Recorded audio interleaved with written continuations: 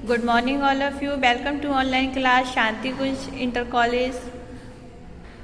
बच्चों, आज आप लोगों का 12th क्लास होम साइंस ये वाला चैप्टर निकाल लीजिए, समाजशास्त्र तथा गृह विज्ञान। ओके, तो आज हम इसके बारे में बात करते हैं। समाजशास्त्र का अर्थ क्या होता है? देखिए, समाजशास्त्र दो शब्दों से मिलकर बना है, सोशियो और लॉजी अर्थात सोशलॉजी। समाजशास्त्र का क्षेत्र बहुत व्यापक है।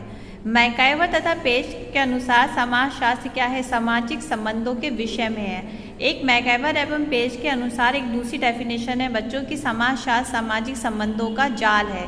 ये मैकाइवर एवं पेज ने कहा है। तो मैकाइवर एवं पेज का कहना है कि जिस समाज में हम रहते हैं उस समाज में आसपास के क्षेत्र में हमारे कई सारे संबंध होते हैं, अलग अलग तरीके के संबंध होते हैं। तो हम उस संबंधों के एक जाल जो होता है हमारे आसपास बुना हुआ, वह एक समाज है। ठीक है, तो श्री बार्ड भी कहते हैं कि समाजशास्त्र क्या है? समाज का विज्ञान है। इन परिभाषाओं के आधार पर अगर हम कहें तो समाजशास्त्र क्या है? सामाजिक संस्थाओं व मानवीय समूह और उनके संबंधों, उनकी क्रियाओं, उनके व्यवहारों और वैज्ञानिक अध्ययन है। परिवार में तो समाज का प्रमुख अंग होता ही है। समाजशास्त्र और आपका पारिवारिक व्यवस्था में घनिष्ठ संबंध होना भी एक स्वाभाविक है। परिवार क्या है? समाज का एक लघु रूप है। इसको ध्यान रखिएगा कि परिवार समाज का कैसा रूप है? लघु रूप है। और समाज कैसा है? विस्तृत रूप है। सामाजिक मान्यताएं, विश्वास, मूल्य तथा आर्थिक वातावरण परिवार के स्वरूप व स्थिति को प्रभावित करते हैं। अब कुछ गृह विज्ञान के विषय में समाजशास्त्री ज्ञान की उपयोगिता क्या है? गृह विज्ञान का प्रमुख विषय जो है वो हमारा जैसे कि परिजनों का पालन पोषण, उनका विकास, उनकी सुख सुविधाएं, घर की व्यवस्था, स्वच्छता, सुरक्षा संबंध सुव्यवस्था से है।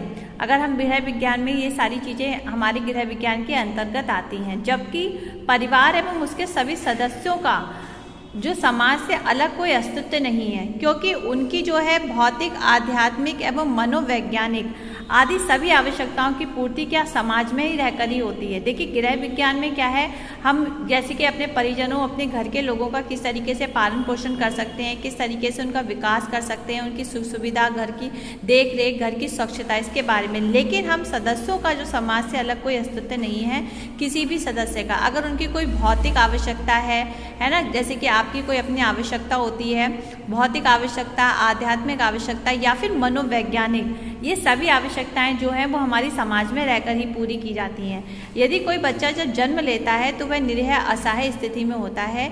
यदि ऐसे समाज से अलग कर दिया जाए तो उसका कोई अस्तित्व ही नहीं रहेगा, क्योंकि व्यक्ति देखिए जब भी कोई भी बच्चा जन्म लेता है तो वह एक समाज का हिस्सा बन जाता है, और अगर उसको समाज से अलग कर दिया जाए तो उसका कोई भी अस्तित्व नहीं रहेगा।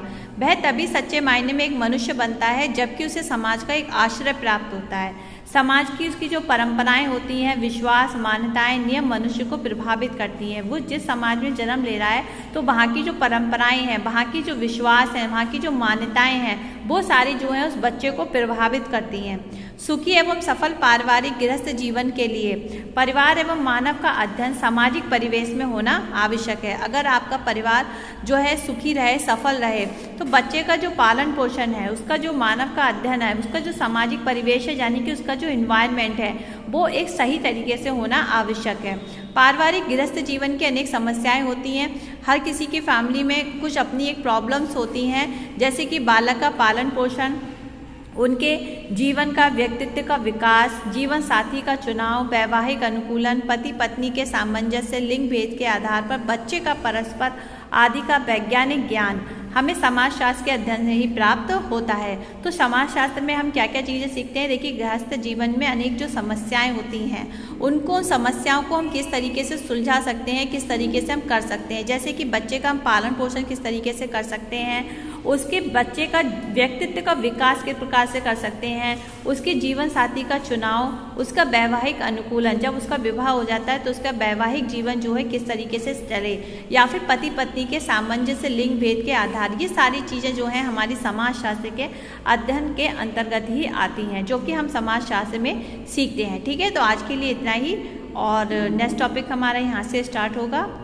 चलिए, इसके आप लोगों को बच्चों क्या करना है, होमवर्क में आपको करना है इसके बहुविकल्पीय एंड इसके आप लघु क्वेश्चंस। ठीक है, ये आप होमवर्क में कर लेंगे। ठीक है, तो चलिए फिर मिलते हैं, तब तक के लिए बाय बाय, टेक केयर।